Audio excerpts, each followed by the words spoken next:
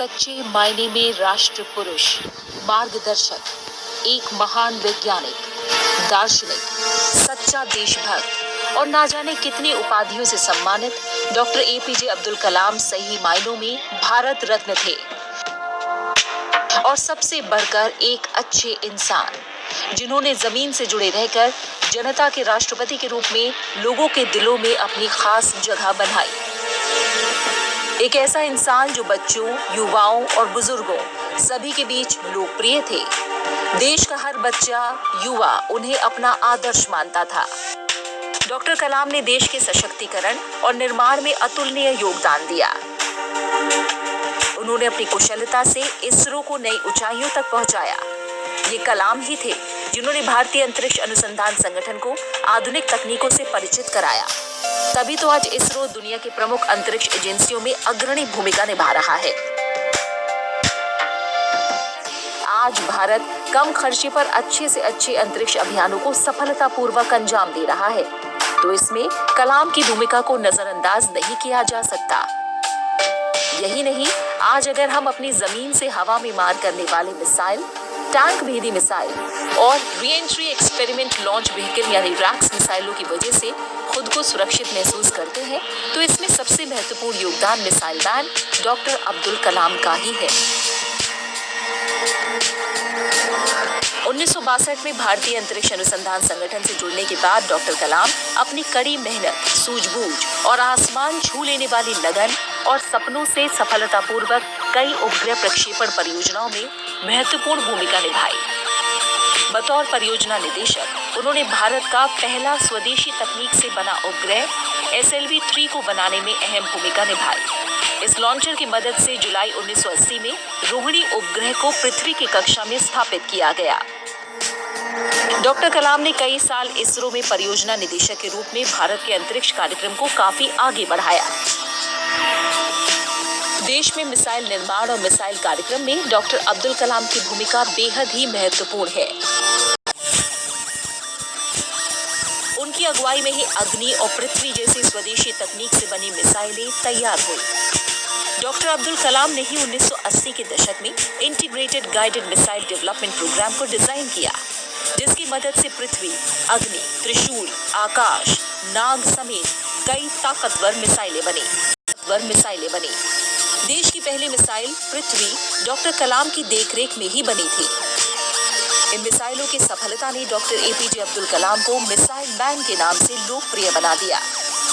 यही नहीं, डॉक्टर कलाम की देखरेख में ही भारत ने 1998 में पोखरण में अपना दूसरा सफल परमाणु परीक्षण किया और परमाणु शक्ति से संपन्न राष्ट्रों की सूची में भारत शामिल हुआ।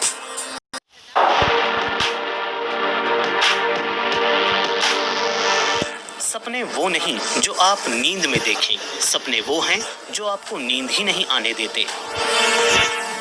हम सबके प्यारे पूर्व राष्ट्रपति एपीजे अब्दुल कलाम ने इन शब्दों से देश के करोड़ों युवाओं को अपने सपने देखने और उन सपनों को हकीकत में बदलने का संदेश दिया। भारत के मिसाइल मैन के नाम से लोकप्रिय डॉक्टर एपीजे अब्दुल कलाम का जन्म 15 अक्टूबर 1931 को तमिलनाडु के रामेश्वरम में एक मछुआरा परिवार में हुआ था। उनका पूरा नाम अबुल बाकिर जैनुलब्दीन अब्दुल कलाम था। उनके पिता का नाम जैनुलब्दीन था, जो एक नाव के मालिक थे और एक स्थानीय मस्जिद के इमाम थे। उनकी मां का नाम आशियम्मा था, जो एक गृहिणी थी। एपीजे अब्दुल कलाम 5 भाई बहनों में सबसे छोटे थे। घर में आर्थिक तंगी के कारण शुरुआती पढ़ाई पूरी करने के लिए अब्दुल कलाम को घर घर अखबार बांटने का भी काम करना पड़ा था। बचपन में ही आत्मनिर्भर बनने की तरफ ये उनका पहला कदम था। उन्होंने Schwartz higher secondary school Ramanathapuram से मैट्रिक की पढ़ाई पूरी की थी। 1954 में एपीजे अब्दुल कलाम ने तिरुचिरापल्ली के सेंट जोसेफ कॉलेज से भौतिकी में स्नातक की डिग्री हासिल की। बाद में मद्रास इंस्टीट्यूट ऑफ टेक्नोलॉजी से एरोस्पेस इंजीनियरिंग की पढ़ाई पूरी की। डॉक्टर एपीजे अब्दुल कलाम सबसे पहले रक्षा अनुसंधान एवं विकास संगठन यानी DRDO से जुड़े। यहाँ उन्होंने हॉवरक्राफ्ट परियोजना का संचालन किया। 1962 में वे भारतीय अंतरिक्ष अनुसंधान संगठन यानी इसरो से जुड़ गए। यहाँ उन्होंने सफलतापूर्वक कई उपग्रह प्रक्षेपण परियोजनाओं में अपनी भूमिका निभाई। भारत को बैलिस्टिक मिसाइल और लॉन्चिंग टेक्नोलॉजी में आत्मनिर्भर बनाने के कारण ही एपीजे अब्दुल कलाम का नाम मिसाइल मैन पड़ा। 1982 में उन्हें डिफेंस रिसर्च डेवलपमेंट लेबोरेटरी का डायरेक्टर बनाया गया। उसके बाद उन्होंने उस वक्त के रक्षा मंत्री के वैज्ञानिक सलाहकार वीएस अरुणाचलम के साथ integrated guided missile development program का प्रस्ताव तैयार किया। इसी की बदौलत भारत के मिसाइल कार्यक्रम की शुरुआत हुई। वो जुलाई 1992 से दिसंबर 1999 के बीच रक्षा मंत्री के वैज्ञानिक सलाहकार और रक्षा अनुसंधान और विकास विभाग के सचिव रहे। उनकी देखरेख में भारत ने 1998 में पोखरण में अपना दूसरा सफल परमाणु परीक्षण किया और परमाणु शक्ति से संपन्न राष्ट्रों की सूची में शामिल हुआ। 1999 से 2001 के बीच वे भारत सरकार के प्रमुख वैज्ञानिक सलाहकार रहे। फिर अन्ना विश्वविद्यालय में प्रोफेसर बने। डॉक्टर एपीजे अब्दुल कलाम 2002 में देश के 11वें राष्ट्रपति बने।